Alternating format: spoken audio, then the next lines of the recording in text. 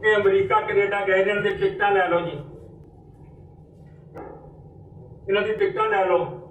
आ gurdwara committee चों पेमेंटां होईयां ने। कितना अमाउंट है? टोटल इन्हां दा खर्चा हैगा जी सारा 11 लाख दा, विच एक होटल ने, विच कुछ होर ने। ये वही चीज़ है जी, वही चीज़ है। ये ललित राकेश एंड एसोसिएट, ये हित साहब के इंस्टीट्यूट की ऑडिट रिपोर्ट है, जिसनों मैं हरमीत सिंह कालके नूं कहा सी जाके इहदी इंक्वायरी कर। ये हरिनगर नूं 2 करोड़ रुपया, 2 करोड़ उतों ट्रांसफर हुंदा, 1 करोड़ 95 लाख रुपया हरिनगर चो स्कूल नूं, जिहड़े स्कूल 30 बच्चे पढ़ते हैं, ਉਹਦੇ ਵਿੱਚੋਂ ਇਹ ਆਡਿਟ ਰਿਪੋर्ट है 20 ਲੱਖ ਦੀ एफडी हित साहब अपने परिवार के नाम कराते हैं, जी 2016 भी है तो 2017 भी है। अगला कागज मेरे को है नहीं गा। 1 करोड़ 95 लाख का ट्रांसफर किया, ये 1 करोड़ 95 लाख इन्होंने ट्रांसफर किया जी हरिनगर रजौरी गार्डन नूं 30/6/16 ਨੂੰ 31/6/16 ਤੁਹਾਡੀ ਸਹਿਮਤੀ ਨਾਲ? है जी, ਤੁਹਾਡੀ ਸਹਿਮਤੀ ਸੀ ਉਹਦੇ ਵਿੱਚ? ਇਹ ਮਾਲਕ ਨੇ ਉੱਥੇ ਹਰੀਨਗਰ ਤੇ ਸਾਨੂੰ ਨਹੀਂ ਪੁੱਛਣ ਦੀ ਲੋੜ, ਉੱਥੇ ਚੇਅਰਮੈਨ ਤੇ ਸਕੱਤਰ ਜੋ मतलब ट्रेजर जो मर्जी कर सकते हैं। इन्होंने पैसा उतो ट्रांसफर किया, सानू नहीं कोई कहता पता, सानू बाद पता लगता असं कागज असीं मंगते, कागज नहीं मिलते। तुसीं अपने परिवार के नाम से ये हरिनगर का स्कूल जी गुरुद्वारा कमेटी की प्रॉपर्टी सी, हित साहब तुसीं अपने नाम से किद्दां करा लिया सी? अकाल तख्त तो प्यो तुहानूं घसीटिया गया, स्कूल वापस आया। जथेदार संतोख सिंह दी मैं 50 जमीनां दिखा दिंदा वां, कोई मैं अज एक पुराना किला रोड इंडिया गेट खरीद के दिखा दे 5000 करोड़, ਉਹਦੀ पर्ची मनजीत सिंह के नाम से, हरजीत सिंह के नाम से, तेजिंदर सिंह के नाम से लै सकता सीगा। वो यूनीवर्सिटी कॉलेज की पर्ची अपने पुत्र के नाम कटा सकता सीगा। आ तुसीं की कीता? अकाल तख्त तो तुहानूं घसीट के, मैं धन्नवादी हां जथेदार भाई रणजीत सिंह साहब जिन्हां ने दम रखिया। कितना वड्डा प्रैशर उदों मैनूं याद है, तुसीं बादल साहब का पवाया, लेकिन भाई रणजीत सिंह ने सुनिया नहीं और ये स्कूल सारा वापस आया। लोक सभा चोणां खत्म होंदियां ही एक बार फिर किसान सड़कां ते नितर आए ने। शुक्रवार नूं भारतीय किसान यूनियन एकता उगराहां दी अगवाई हेठ 7 किसान जथेबंदियां ने केंद्र ते सूबा सरकार खिलाफ जबरदस्त प्रदर्शन किया। किसानां दीयां मुख मंगां विच स्वामीनाथन कमीशन दी रिपोर्ट लागू करन दी मंग है। किसान 10 घंटे निर्विघन बिजली सप्लाई दी भी मंग कर रहे हैं। सूबे भर विच किसानां ने जिला प्रबंधकी कंपलैक्सां दे सामने धरने दिते ते केंद्र ते सूबा सरकार खिलाफ नारेबाजी की। किसानां ने कहा कि चोणां वेले आगूआं नूं किसानां दी याद आती है, पर चोणां जितण तो बाद ओह वादियां नूं भुल जांदे ने। ਅੱਜ 7 किसान जथेबंदियां ਵੱਲੋਂ पूरे पंजाब 'ਚ 18 ਜ਼ਿਲ੍ਹਿਆਂ 'ਚ ਡੀਸੀ ਦਫ਼ਤਰਾਂ ਮੂਹਰੇ ਕਿਸਾਨਾਂ ਦੇ ਕਰਜ਼ਾ ਮੁਕਤੀ ਮੰਗਾਂ ਨੂੰ ਲੈ ਕੇ ਧਰਨੇ ਦਿੱਤੇ ਜਾ ਰਹੇ ਆ, ਜਿਨ੍ਹਾਂ ਦੀ ਸਭ ਤੋਂ ਪ੍ਰਮੁੱਖ ਮੰਗ ਕਰਜ਼ਾ ਮੋੜਨ ਤੋਂ ਅਸਮਰੱਥ ਮਿਹਨਤਕਸ਼ ਕਿਸਾਨ ਤੇ ਮਜ਼ਦੂਰ ਹੈ ਜਿਹੜੇ, ਉਹਨਾਂ ਦੇ ਹਰ ਕਿਸਮ ਦੇ ਕਰਜ਼ਿਆਂ ਤੇ ਲਕੀਰ ਮਾਰੀ ਜਾਵੇ। ਜਿਹੜੇ ਕਿਸਾਨ ਮਜ਼ਦੂਰ ਕਰਜ਼ਿਆਂ ਥੱਲੇ ਜਾਂ ਤੰਗੀਆਂ ਕਾਰਨ ਖੁਦਕੁਸ਼ੀਆਂ ਕਰ ਗਏ, ਉਹਨਾਂ ਦੇ ਵਾਰਸਾਂ ਨੂੰ 10-10 ਲੱਖ ਰੁਪਏ ਦੀ ਸਹਾਇਤਾ, ਇੱਕ ਨੌਕਰੀ ਤੇ ਪੂਰਾ ਕਰਜ਼ਾ ਤੁਰੰਤ ਖਤਮ ਕੀਤਾ ਜਾਵੇ। ਸੂਦਖੋਰੀ ਕਰਜ਼ਾ ਕਾਨੂੰਨ ਕਿਸਾਨ ਮਜ਼ਦੂਰ ਪੱਖੀ ਬਣਾਇਆ ਜਾਵੇ। ਸਾਰੇ ਦੇ ਸਾਰੇ ਪਿੰਡੂ ਬੇਰੁਜ਼ਗਾਰਾਂ ਨੂੰ, ਪੜ੍ਹੇ ਲਿਖੇ ਵੀ ਤੇ ਅਨਪੜ੍ਹ ਵੀ, ਪੱਕਾ ਰੁਜ਼ਗਾਰ ਦਿੱਤਾ ਜਾਵੇ। ਉਹਨਾਂ ਚਿਰ ਗੁਜ਼ਾਰੇਯੋਗ ਬੇਰੁਜ਼ਗਾਰੀ ਭੱਤਾ ਦਿੱਤਾ ਜਾਵੇ। ਪਹਿਲਾਂ ਵੀ ਮਿਲ ਰਿਹਾ ਬਹੁਤ ਸਾਰੀਆਂ ਸੁਸਾਇਟੀਆਂ ਦੇ ਵਿੱਚ ਡੀਜ਼ਲ ਦਿੱਤਾ ਜਾ ਰਿਹਾ ਕਿਸਾਨਾਂ ਨੂੰ, ਪਰ ਉਹ ਰੇਟ ਉਹੀ ਲੱਗਦਾ। ਉਧਾਰ ਦਿੱਤਾ ਜਾਏਗਾ, ਕਹਿੰਦੇ ਉਧਾਰ ਦਿੱਤਾ ਜਾਏਗਾ। ਸਸਤੇ ਉਧਾਰ ਤਾਂ ਕਰਜ਼ੇ ਚੜਾਉਣ ਵਾਸਤੇ ਬਥੇਰਾ ਕੁਛ ਕਰਦੇ ਹੁੰਦੇ। ਅੱਗੇ ਉਧਾਰ ਮੋਟਰਸਾਈਕਲ ਦੇ ਦਿੱਤੇ ਸੀ ਸੁਸਾਇਟੀਆਂ ਦੇ ਵਿੱਚ, ਉਹ ਕੰਪਨੀਆਂ ਦਾ ਮਾਲ ਵਿਕਾਉਣ ਦੀ ਗੱਲ ਹੈ। ਜੇ ਤਾਂ ਸਾਨੂੰ ਰਹਿਤੀ ਡੀਜ਼ਲ, ਅਸੀਂ ਅੱਧੇ ਰੇਟ ਤੇ ਡੀਜ਼ਲ ਦੀ ਮੰਗ ਕਰਦੇ ਹਾਂ ਖੇਤੀ ਵਾਸਤੇ। ਤੇ ਹੁਣ ਵੇਲਾ ਹੋ ਗਿਆ ਬ੍ਰੇਕ ਦਾ। ਬਾਕੀ ਦੀਆਂ ਖਬਰਾਂ ਇਸ ਬ੍ਰੇਕ ਤੋਂ ਬਾਅਦ।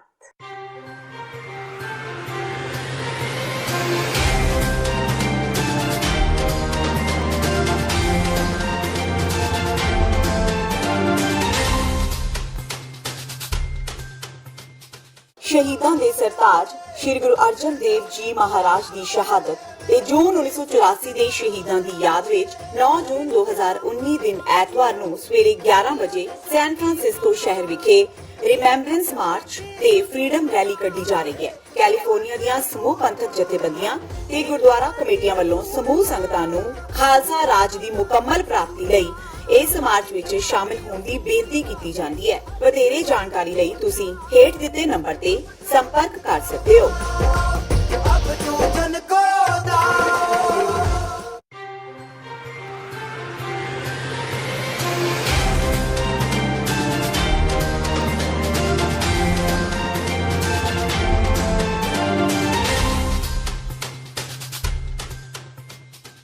ਬ੍ਰੇਕ ਟੀਵੀ 84 ਦੇ ਖਬਰਾਂ ਦੇ ਬੁਲੇਟਿਨ ਵਿੱਚ ਸਵਾਗਤ ਹੈ। ਵਧਿਆ ਅਗਲੀ ਖਬਰ ਵੱਲ।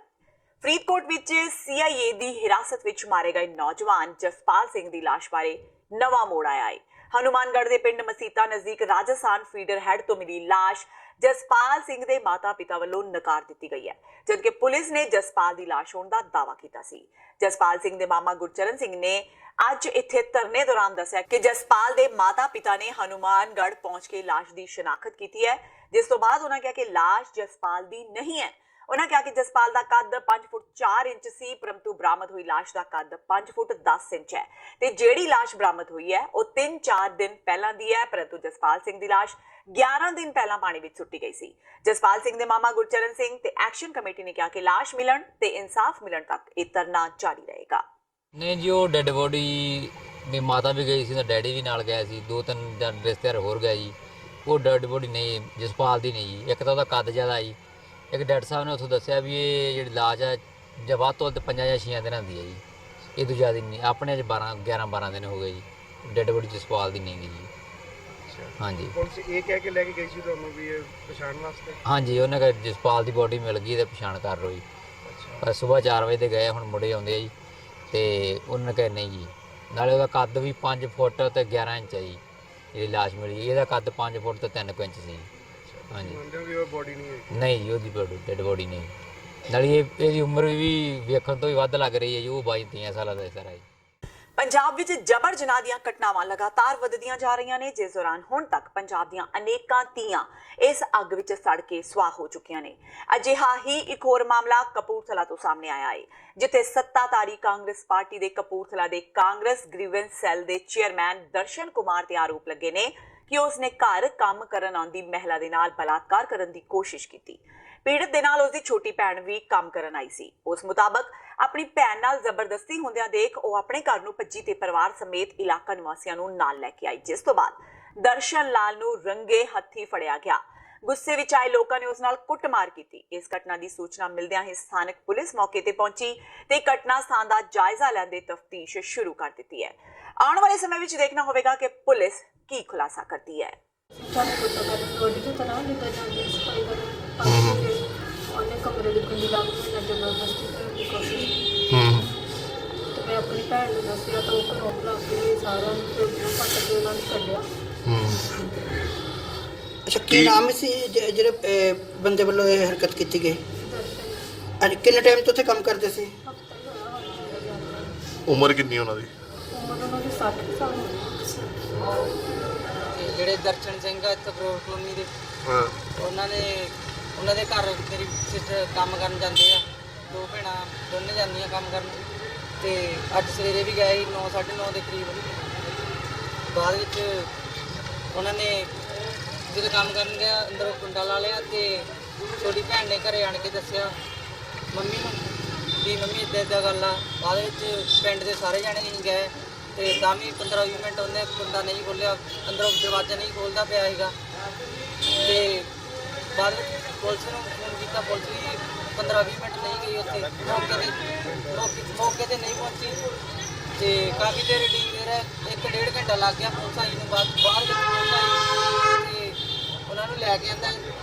ਸਰਪੰਚ ਸਾਹਿਬ ਵੀ ਉੱਥੇ ਪਹੁੰਚ ਗਏ, ਸਾਰੀ ਮੈਂਬਰ ਪੰਚਾਇਤ ਸਾਹਿਬ ਪਿੰਡ ਦੀ ਉੱਥੇ ਪਹੁੰਚ ਗਈ ਸੀ ਤੇ ਉਹਨਾਂ ਦੇ ਸਾਹਮਣੇ ਬੂਹਾ ਤੋੜਿਆ, ਵੀ ਬੂਹਾ ਤੋੜ ਕੇ ਅੰਦਰੋਂ ਲਿਆਂਦਾ ਉਹਨਾਂ ਨੂੰ। ਅੰਮ੍ਰਿਤਸਰ ਸ਼ਹਿਰ ਵਿੱਚ ਲੁਟੇਰੇ ਬੇਖੌਫ ਹੋ ਕੇ ਬਿਨਾਂ ਕਿਸੇ ਦੀ ਪਰਵਾਹ ਤੋਂ ਸ਼ਰੇਆਮ ਆਪਣੀਆਂ ਵਾਰਦਾਤਾਂ ਨੂੰ ਅੰਜਾਮ ਦੇ ਰਹੇ ਨੇ। ਤਾਜ਼ਾ ਮਾਮਲਾ ਅੰਮ੍ਰਿਤਸਰ ਦੇ ਗੋਪਾਲ ਨਗਰ ਦਾ ਹੈ, ਜਿੱਥੇ 2 ਲੁਟੇਰਿਆਂ ਨੇ ਇੱਕ ਔਰਤ ਤੋਂ ਬੈਗ ਖੋਲਿਆ ਤੇ ਨਾਲ ਹੀ ਉਸ ਨੂੰ ਦੂਰ ਤੱਕ ਘੜੀਸਦੇ ਲੈ ਗਏ। ਅੰਮ੍ਰਿਤਸਰ ਦੇ ਗੋਪਾਲ ਨਗਰ ਦੀ ਨਿਵਾਸੀ ਵੀਨਾ ਸ਼ਰਮਾ ਨੇ ਦੱਸਿਆ ਕਿ ਉਹ ਆਪਣੇ ਘਰ ਅੰਦਰ ਜਾਣ ਲਈ ਦਰਵਾਜ਼ਾ ਖੜਕਾ ਰਹੀ ਸੀ ਕਿ ਇੱਕਦਮ 2 ਮੋਟਰਸਾਈਕਲ ਸਵਾਰ ਲੜਕੇ ਉਸ ਕੋਲ ਆਏ। ਉਹਨਾਂ ਉਸ ਤੋਂ ਬੈਗ ਖੋਣ ਦੀ ਕੋਸ਼ਿਸ਼ ਕੀਤੀ ਪਰ ਉਸਨੇ ਬੈਗ ਨਹੀਂ ਛੱਡਿਆ। ਲੁਟੇਰੇ ਨੇ ਮੋਟਰਸਾਈਕਲ ਭਜਾ ਲਿਆ ਤੇ ਉਸ ਨੂੰ ਕਾਫੀ ਦੂਰ ਤੱਕ ਘੜੀਸਦੇ ਲੈ ਗਏ ਪਰ ਵੀਨਾ ਸ਼ਰਮਾ ਦੇ ਹੱਥੋਂ ਬੈਗ ਛੁੱਟ ਗਿਆ ਤੇ ਲੁਟੇਰੇ ਫਰਾਰ ਹੋ ਗਏ। ਪੀੜਤ ਮਹਿਲਾ ਨੇ ਦੱਸਿਆ ਕਿ ਬੈਗ ਵਿੱਚ 1200 ਦੇ ਕਰੀਬ ਨਕਦੀ ਤੇ ਕੁਝ ਜ਼ਰੂਰੀ ਕਾਗਜ਼ਾਤ ਸਨ। ਇਸ ਮਾਮਲੇ ਦੀ ਜਾਂਚ ਕਰ ਰਹੇ ਪੁਲਿਸ ਅਧਿਕਾਰੀ ਦਾ ਕਹਿਣਾ ਹੈ ਕਿ ਲੁਟੇਰੇ ਸੀਸੀਟੀਵੀ ਵਿੱਚ ਆ ਗਏ ਨੇ ਤੇ ਜਲਦੀ ਹੀ ਉਹਨਾਂ ਦੀ ਪਛਾਣ ਕਰਕੇ ਉਹਨਾਂ ਨੂੰ ਗ੍ਰਿਫਤਾਰ ਕਰ ਲਿਆ ਜਾਵੇਗਾ। ਥਾਣਾ ਅਜੇ ਜੀ ਉੱਥੇ ਟੈਲੀਫੋਨ ਆਇਆ ਕਿ ਗੋਪਾਲ ਨਗਰ ਗਲੀ ਨੰਬਰ 5 ਦੇ ਵਿੱਚ ਕੋਈ ਸਨੈਚਿੰਗ ਹੋਈ ਹੈ ਤੇ ਮੌਕੇ ਤੇ ਆਏ ਆ। ਉੱਥੇ ਵੀਨਾ ਸ਼ਰਮਾ, ਡਾਕਟਰ ਮਦਨ ਗੋਪਾਲ, ਮਕਾਨ ਨੰਬਰ 120 ਆਰ ਗਲੀ ਨੰਬਰ 5 ਗੋਪਾਲ ਨਗਰ ਉਹਨਾਂ ਨੂੰ ਮਿਲੇ ਆ। ਉਹਨਾਂ ਦੱਸਿਆ ਕਿ ਉਹ health department Naushera Pannuan job ਕਰਦੇ ਆ।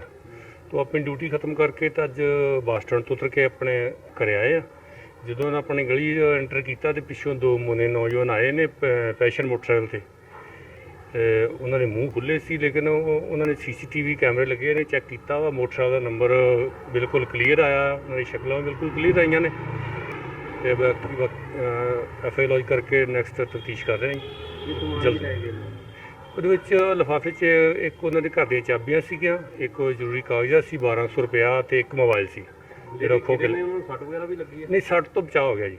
ਸਾਰਾ ਲਿਫਾਫਾ ਖਿੱਚਿਆ ਨੇ ਉਹਨਾਂ, ਧੂਏ ਜ਼ਰੂਰ ਗਏ ਨੇ, ਆਪਣਾ ਉਹਨਾਂ ਨੇ ਛਡਾਉਣ ਦੀ ਕੋਸ਼ਿਸ਼ ਕੀਤੀ ਆ ਲੇਕਿਨ ਉਹ ਖਿੱਚ ਕੇ ਦੌੜ ਗਏ ਨੇ, ਸੱਟ ਦਾ ਬਚਾਅ ਹੋ ਗਿਆ। ਹੁਣ ਕੀ ਕਾਰਵਾਈ ਕੀਤੀ ਜਾ ਰਹੀ ਹੈ? ਹੁਣ ਪਰਚਾ ਦਰਜ ਕਰਕੇ ਤੇ ਤਫਤੀਸ਼ ਕਰ ਰਹੇ ਜੀ। ਹੁਣ ਉਹ ਐਡਰੈਸ ਕਢਾਉਂਦੇ ਆ ਮੋਟਰਸਾਈਕਲ ਦਾ, ਐਡਰੈਸ ਕਢਾ ਕੇ ਤੇ ਪਤਾ ਕਰਦੇ ਆ। ਐਨੀਮੇਟਡ ਫਿਲਮ ਦਾਸਤਾਨ-ਏ ਮੀਰੀ ਪੀਰੀ ਦੇ ਰਿਲੀਜ਼ ਸੰਬੰਧੀ ਅਜੇ ਵੀ ਅੰਤਿਮ ਫੈਸਲਾ ਨਹੀਂ ਹੋ ਸਕਿਆ। ਸਿੱਖ ਸਿਧਾਂਤਾਂ ਦੀ ਖਿੱਲੀ ਉਡਾਉਂਦੀ 3D cartoon film ਦਾਸਤਾਨ-ਏ Miri Piri ਵਿਰੁੱਧ ਅੱਜ ਸਿੱਖ ਜਥੇਬੰਦੀਆਂ ਵੱਲੋਂ ਅੰਮ੍ਰਿਤਸਰ ਵਿੱਚ ਜ਼ੋਰਦਾਰ ਪ੍ਰਦਰਸ਼ਨ ਕੀਤਾ ਗਿਆ। ਸਿੱਖ ਆਗੂਆਂ ਨੇ ਕਿਹਾ ਕਿ ਜਿਸ ਗੁਰੂ ਨੇ ਸਭ ਤੋਂ ਪਹਿਲਾਂ ਬੰਦਿਆਂ ਦੀ ਪੂਜਾ, ਬੁੱਤ ਪੂਜਾ ਤੇ ਤਸਵੀਰਾਂ ਦੀ ਪੂਜਾ ਲਈ ਮਨਾ ਕੀਤਾ ਤੇ ਸਾਨੂੰ ਸ਼ਬਦ ਗੁਰੂ ਰਾਹੀਂ ਸਿਧਾਂਤ ਤੇ ਰਹਿਤ ਵਿੱਚ ਪੱਕੇ ਰਹਿਣ ਦਾ ਹੁਕਮ ਦਿੱਤਾ, ਅਸੀਂ ਅੱਜ ਉਸੇ ਗੁਰੂ ਦੀਆਂ ਕਾਰਟੂਨ ਫਿਲਮਾਂ ਰਾਹੀਂ ਤੇ ਹਾਸੋਹੀਣੀਆਂ ਤਸਵੀਰਾਂ ਤੇ ਤਸਵੀਰਾਂ ਵਰਗੇ ਬੋਲਦੇ ਬੁੱਤਾਂ ਰਾਹੀਂ ਅੰਨੀ ਸ਼ਰਧਾ ਦੇ ਰਾਹ ਤੇ ਚੱਲ ਕੇ ਸਿੱਖੀ ਤੋਂ ਕੋਹਾਂ ਮੀਲ ਦੂਰ ਜਾ ਰਹੇ ਹਾਂ। ਇਹ ਜਿਹੜੀ ਨਵੀਂ ਐਨੀਮੇਟਡ ਮੂਵੀ ਹੈ ਦਾਸਤਾਨ-ਏ ਮੀਰੀ ਪੀਰੀ, ਉਹਨੂੰ ਲੈ ਕੇ ਪ੍ਰੋਟੈਸਟ ਹੈ ਤੇ ਨਾਲ ਪਿੱਛੇ ਜਿਹੜੀਆਂ ਬਣੀਆਂ ਨੇ ਫਿਲਮਾਂ ਜਿਵੇਂ ਲਾਈਕ ਚਾਰ ਸਾਹਿਬਜ਼ਾਦੇ ਜਾਂ ਸ਼ੁਰੂ ਤੋਂ ਨਾਨਕ ਨਾਮ ਜਹਾਜ਼ ਜਾਂ ਪਿਕਚਰ, ਹਰ ਤਰ੍ਹਾਂ ਦੀ ਜਿਹੜੀ ਗੁਰੂ ਦੀ ਆਰਟ ਫਾਰਮ ਹੈ ਜਾਂ ਜਿਹੜੀ ਐਨੀਮੇਟਡ ਹੈ ਜਾਂ ਕਿਸੇ ਤਰ੍ਹਾਂ ਵੀ ਗੁਰੂ ਦੀ ਜਿਹੜੀ ਨਕਲ ਦਾ, ਉਹ ਹਰ ਕਿਸਮ ਦੀ ਜਿਹੜੀ ਵੀ ਆਰਟ ਹੈ ਉਹਦਾ ਵਿਰੋਧ ਹੈ।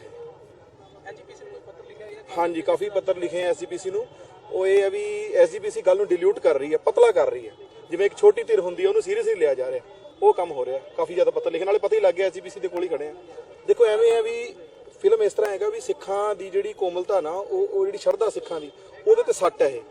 ਤੇ ਪੰਥ ਨੇ ਕਦੇ ਵੀ ਜਿਹੜੀਆਂ ਜੁਰਤਾਂ ਨੇ ਜਿਹੜੀਆਂ ਪੰਥ ਦੇ ਖਿਲਾਫ ਨੇ ਬਰਦਾਸ਼ਤ ਨਹੀਂ ਕੀਤੀਆਂ ਤੇ ਸਾਰਾ ਇਤਿਹਾਸ ਹੀ ਪਿਆ 47 ਤੋਂ ਬਾਅਦ ਦਾ ਵੀ ਕੀ ਹੋਇਆ ਹਨਾ। ਤਾਂ ਇਹ ਉਸ ਰਾਹ ਵੱਲ ਸਾਨੂੰ ਮੋੜਨ ਦੀ ਕੋਸ਼ਿਸ਼ਾਂ ਹੀ ਨੇ ਇੱਕ ਤਰ੍ਹਾਂ, ਬਸ ਮੁੱਖ ਦੀ ਗੱਲ। ਨਹੀਂ, ਨਾਨਕ ਸ਼ਾਹ ਫਕੀਰ ਜਿਹੜੀ ਮੂਵੀ ਸੀ ਨਾ ਜਦੋਂ ਰਿਲੀਜ਼ ਹੋ ਰਹੀ ਸੀ, ਅਸੀਂ ਉਹ 2-3 ਦਿਨ ਪਹਿਲੇ ਲਿਆ। ਸਾਨੂੰ ਉਮੀਦ ਹੈ ਵੀ 2-3 ਦਿਨ ਤੱਕ ਅਸੀਂ ਕਰਾਂਗੇ ਤਾਂ ਇਹ ਕੁਝ ਨਾ ਕੁਝ ਹਰਕਤ ਹੋਏਗੀ।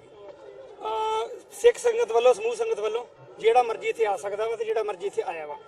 ਤੇ ਇਹ ਫਿਲਮ ਆ ਰਹੀ ਹੈ ਮੀਰੀ ਪੀਰੀ, ਜਿਹੜੀ ਕਾਰਟੂਨ ਬਣਾਇਆ ਗੁਰੂ ਨੂੰ ਤੇ ਸਿੱਖ ਸ਼ਖਸੀਅਤਾਂ ਨੂੰ, ਉਹਦੇ ਵਿਰੋਧ ਵਿੱਚ ਆ। ਤੇ ਵਿਰੋਧ ਅਸੀਂ ਇਹ ਸਿੱਖ ਆਪਸ ਇਕੱਠੇ ਹੋ ਕੇ ਇੱਕ ਤੇ ਗੱਲਬਾਤ ਕਰ ਰਹੇ ਆ, ਦੂਜਾ ਸ਼੍ਰੋਮਣੀ ਗੁਰਦੁਆਰਾ ਪ੍ਰਬੰਧਕ ਕਮੇਟੀ ਅੱਗੇ ਸਵਾਲ ਖੜਾ ਕਰ ਰਹੇ ਆ ਤੇ ਕਮੇਟੀ ਦੀ ਜਿਹੜੀ ਆ ਅਸੀਂ ਮਾਨਸਿਕਤਾ ਵਾ, ਜਿਹੜੀ ਸੋਚ ਆ, ਉਹ ਲੋਕਾਂ ਨੂੰ ਦੱਸ ਰਹੇ ਆ ਕਿ ਕਮੇਟੀ ਇਸ ਬਾਰੇ 1934 ਵਿੱਚ ਫੈਸਲਾ ਹੋ ਗਿਆ ਸੀ। 1934 ਤੋਂ ਫੈਸਲੇ ਤੋਂ ਕਦੋਂ ਕਮੇਟੀ ਪਲਟੀ ਆ, ਇਹ ਕਮੇਟੀ ਲੋਕਾਂ ਨੂੰ ਆ ਕੇ ਦੱਸੇ, ਹਾਂਜੀ ਸਾਫ਼ ਕਰੇ। ਸ਼੍ਰੀ ਹਰਮੰਦਰ ਸਾਹਿਬ ਤੇ ਸ਼੍ਰੀ ਅਕਾਲ ਤਖਤ ਸਾਹਿਬ ਵੱਲੋਂ ਆਦੇਸ਼ ਦਿੱਤੇ ਗਏ ਸਨ ਕਿ ਸ਼੍ਰੀ ਦਰਬਾਰ ਸਾਹਿਬ ਦੀ ਪਰਿਕਰਮਾ ਵਿੱਚ ਕਿਸੇ ਨੂੰ ਫੋਟੋ ਖਿੱਚਣ ਜਾਂ ਵੀਡੀਓ ਬਣਾਉਣ ਨਹੀਂ ਦਿੱਤੀ ਜਾਏਗੀ। ਇਸ ਲਈ ਕਮੇਟੀ ਵੱਲੋਂ ਕਈ ਸੇਵਾਦਾਰਾਂ ਦੀਆਂ ਸਪੈਸ਼ਲ ਡਿਊਟੀਆਂ ਵੀ ਲਗਾਈਆਂ ਗਈਆਂ ਤੇ ਜਗ੍ਹਾ-ਜਗ੍ਹਾ ਲਿਖ ਕੇ ਵੀ ਲਗਾਇਆ ਗਿਆ ਹੈ ਕਿ ਇੱਥੇ ਵੀਡੀਓ ਬਣਾਉਣੀ ਤੇ ਫੋਟੋਆਂ ਖਿੱਚਣਾ ਸਖਤ ਮਨਾ ਹੈ। ਪਰ ਇਸ ਦੇ ਬਾਵਜੂਦ ਲੋਕਾਂ ਵੱਲੋਂ ਅਜਿਹਾ ਕੀਤਾ ਜਾ ਰਿਹਾ ਹੈ ਤੇ ਉਹਨਾਂ ਨੂੰ ਬਹੁਤ ਹੀ ਗਲਤ ਤਰੀਕੇ ਨਾਲ ਬਣਾ ਕੇ ਸੋਸ਼ਲ ਮੀਡੀਆ ਤੇ ਵਾਇਰਲ ਵੀ ਕੀਤਾ ਜਾ ਰਿਹਾ ਹੈ, ਜਿਸ ਦੀ ਤਾਜ਼ਾ ਵੀਡੀਓ ਇੱਕ ਔਰਤ ਵੱਲੋਂ ਬਣਾਈ ਗਈ ਹੈ, ਜਿਸ ਨੂੰ ਬਹੁਤ ਹੀ ਘਟੀਆ ਤਰੀਕੇ ਨਾਲ ਸੋਸ਼ਲ ਮੀਡੀਆ ਤੇ ਪਾਇਆ ਗਿਆ ਹੈ, ਜਿਸ ਕਰਕੇ ਸਿੱਖ ਜਗਤ ਵਿੱਚ ਭਾਰੀ ਰੋਸ ਪਾਇਆ ਜਾ ਰਿਹਾ ਹੈ।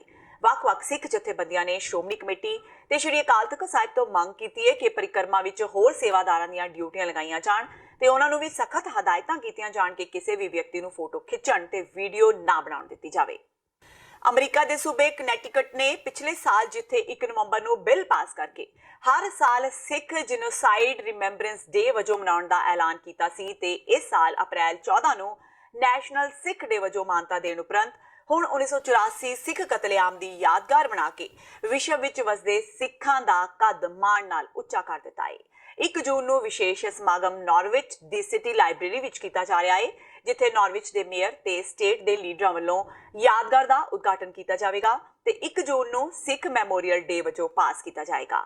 ਸਵਰਨਜੀਤ ਸਿੰਘ ਖਾਲਸਾ ਪ੍ਰਧਾਨ ਸਿੱਖ ਸੇਵਕ ਸੁਸਾਇਟੀ ਇੰਟਰਨੈਸ਼ਨਲ ਨੇ ਸਿੱਖ ਸੰਗਤਾਂ ਨੂੰ ਸ਼ਾਮਿਲ ਹੋਣ ਦੀ ਅਪੀਲ ਕੀਤੀ ਹੈ ਤੇ ਦੱਸਿਆ ਹੈ ਕਿ ਇਸ ਪ੍ਰੋਜੈਕਟ ਨੂੰ 5 ਸਾਲ ਦਾ ਸਮਾਂ ਲੱਗਾ ਤੇ ਹੁਣ ਇਹ ਯਾਦਗਾਰ ਦਾ ਕੰਮ ਮੁਕੰਮਲ ਹੈ।